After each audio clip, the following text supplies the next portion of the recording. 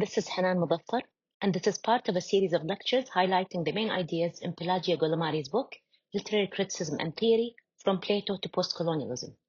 This session is on Chapter 1, Mimesis, Plato and the Poet. Plato stands as one of the most influential and enduring figures in the Western intellectual tradition and the history of literary theory.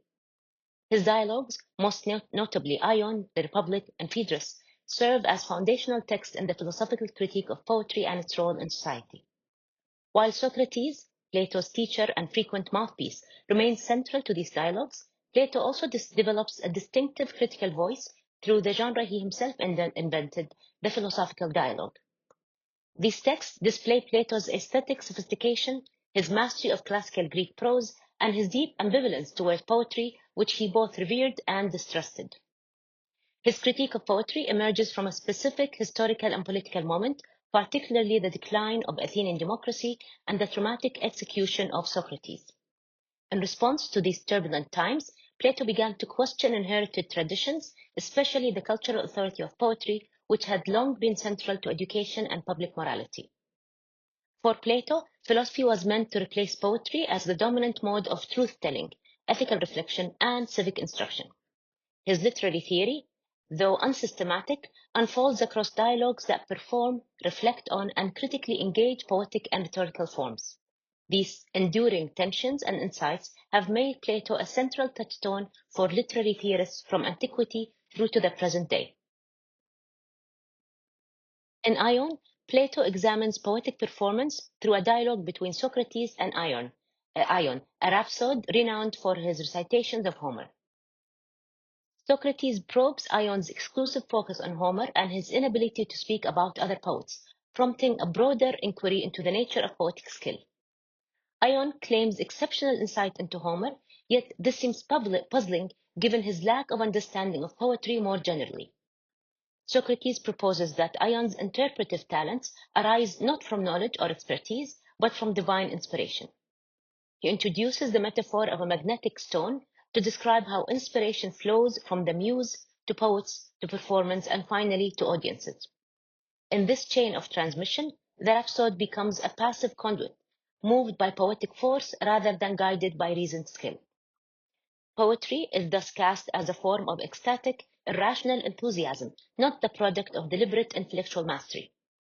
The implication is that poetic art lacks reflective control and critical awareness, qualities prized by philosophy and essential to truth-seeking. Socrates deepens his critique by linking poetic inspiration to Bacchic frenzy, invoking the god Dionysus and his ecstatic, disorderly followers. Drawing on Euripides' Bacchae, he portrays poetic possession as a form of destabilizing madness that threatens the foundations of rational order. This unsettling image is complicated by a lyrical metaphor, the poet as a bee gathering honey from the muse's garden, suggesting both beauty and irrationality. Yet even this pastoral figure highlights the poet's lack of conscious control and his dependence on external divine forces. The emotional power of poetry, admitted by Ion, who describes his own intense transformations during performance, thus becomes increasingly suspect. For Plato, this capacity to stir overwhelming feelings through imitation raises serious ethical and political concerns. The arts provoke passions often at odds with rational deliberation, philosophical clarity, and moral discipline. Ion exemplifies this tension, a talented performer who lacks reflective insight into the nature of his own craft. His emotional absorption in poetic scenes reveals the dangers of unexamined belief and unchecked emotional response. In this way, Ion marks the beginning of Plato's lifelong effort to displace poetry as a source of moral authority and to elevate philosophy's reasoned pursuit of truth. In the Republic, Plato delivers his most famous and controversial critique of poetry, interweaving aesthetic concerns with the foundations of political philosophy. He envisions an ideal polis governed by philosopher kings and safeguarded by rigorous educational and cultural oversight. Poetry, once revered as central to Athenian moral and civic education, is now reimagined as a threat to the city's rational structure and ethical coherence. Socrates argues that poetry imitates not reality itself, but deceptive appearances, thereby misleading both individuals and entire communities. He categorizes poets as imitators of shadows, twice removed from truth, whereas philosophers aim to grasp the eternal forms. This metaphysical hierarchy sharply demotes poetry, emphasizing its power to distort rather than eliminate truth. The dialogue advocates for the censorship of beloved canonical works, including Homer and the tragedians, whose depictions of gods and heroes exhibit deep moral flaws. In their place, Plato proposes a new poetic tradition crafted to reinforce civic virtue, philosophical order, and intellectual clarity. Yet despite his prescriptions, Plato's vision remains strikingly ambivalent as he acknowledges poetry's enduring emotional power even while insisting on its subordination to reason. Plato's psychological and metaphysical framework in the Republic reinforces his critique of poetry through the theory of the tripartite soul. The soul comprises rational, spirited, and desiring parts, paralleling the ideal city's classes, rulers, guardians, and producers. Poetry appeals mainly to the desiring and emotional parts, disrupting inner harmony and subordinating reason. Through vivid depictions of suffering, desire, and passion, the poets strengthen impulses that should be restrained. This concern is dramatized in one of Plato's most famous metaphors, the allegory of the cave, where prisoners mistake flickering shadows cast on a wall for reality. These shadows are created by puppeteers behind them, figures who, like poets, manipulate appearances and keep the soul from ascending toward truth. In this vision, the poet becomes a kind of puppeteer, perpetuating ignorance and obstructing philosophical enlightenment. Even when offering pleasure or catharsis, Plato fears art's power to bypass rational judgment and ethical awareness. A just society must therefore regulate cultural production to preserve order and cultivate virtue. The philosopher must return from contemplation of the good to lead the city, a task endangered by unrestrained poetic influence. In Phaedrus, Plato revisits the question of writing and authorship, using myth to contrast it with the vitality of speech. Through the tale of Theos and Ammon, Socrates presents writing as a pharmakon, both remedy and poison, highlighting its ambivalence. Unlike speech, writing lacks responsiveness and cannot defend itself without its author, prompting Plato to cast the author as the father of meaning. Yet this attempt to stabilize meaning paradoxically reveals the fragility and instability of written discourse.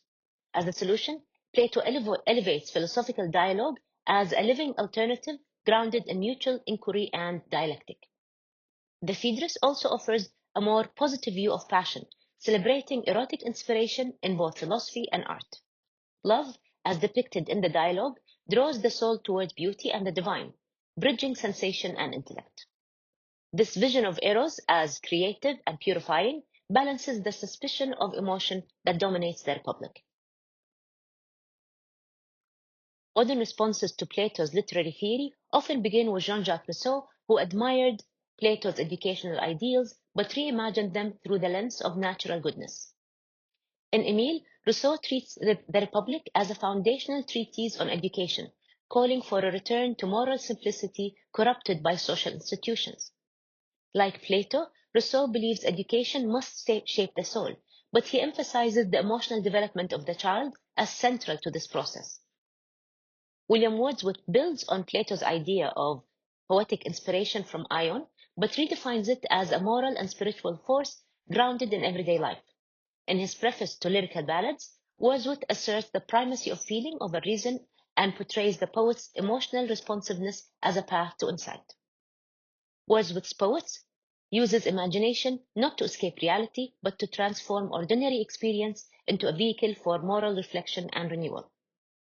While echoing Plato's wariness towards superficial spectacle, Wordsworth upholds the ethical potential of poetry that engages real human emotion. In this way, both Rousseau and Wordsworth affirm passion and imagination as essential forces in human development and ethical life.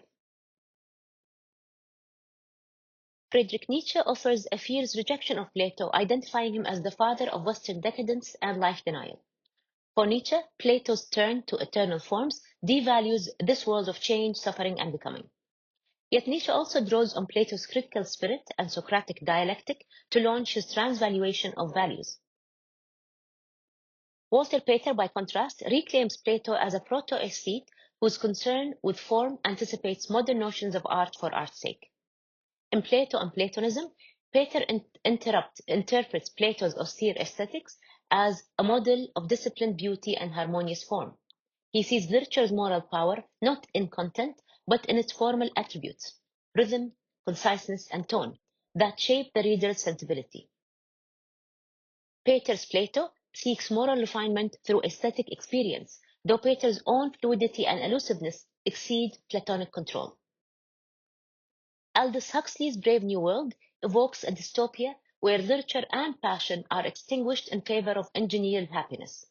Like Plato's ideal city, Huxley's world state censors poetry, but the result is spiritual sterility and emotional emptiness. These modern writers reveal Plato's legacy as contested terrain, alternately revered, subverted, and inverted to imagine new possibilities for art and life. Leftist thinkers of the 20th century found new relevance in Plato's suspicion of doxa and his commitment to reasoned critique. Bertolt Brecht, rejecting emotional identification in theater, develops the alienation effect to engage audience as critical spectators. Like Plato, Brecht distrusts the manipulation of emotion and seeks to replace passive absorption with active reasoning. Walter Benjamin furthers this vision in the work of Art in the Age of Mechanical Reproduction, criticizing art's aura and mystique. Benjamin calls for an emancipated audience capable of fusing aesthetic pleasure with critical awareness, especially in new media like film. For both Brecht and Benjamin, art becomes revolutionary not by seducing the senses, but by awakening political consciousness. Herbert Marcuse identifies in Plato's dialectic a negative thinking that disrupts complacent ideologies and inspires social change. While critical of Plato's transcendence of history, Marcuse claims his distinction between appearance and essence enables radical critique. Plato's Socratic method, for Marcuse, becomes a model of political discourse rooted in contradiction and the pursuit of a just polis. These Marxist appropriations mobilize Plato's critical energies for progressive ends, affirming philosophy's relevance to material transformation. Post-structuralists return to Plato not to reject him entirely, but to unearth and exploit contradictions in his metaphysical system. Jacques Derrida's reading of Phaedrus in Plato's Pharmacy reveals how Plato's concept of the pharmakon, both cure and poison, undermines binary oppositions. Derrida argues that writing's ambiguity, its status as both presence and absence, destabilizes the authority of the author-father. Rather than securing truth, Plato's writing testifies to the instability of meaning and the productivity of difference.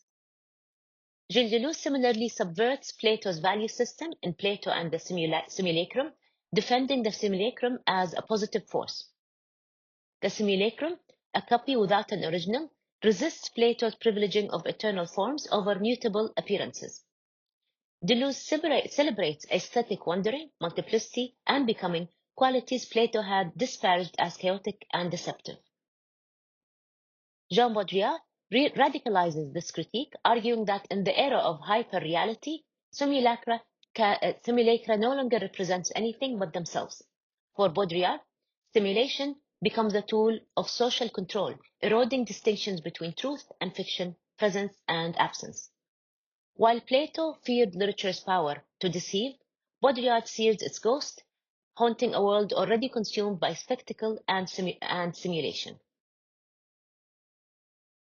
Julia Kristeva reclaims Plato's enigmatic concept of chora from Timaeus to develop her theory of the semiotic and avant-garde literature.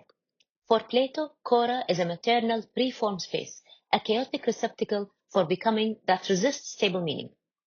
Kristeva links this pre-herbal realm to poetic language, drawing on Melanic line to frame it as a site of unconscious drives and affective rhythms.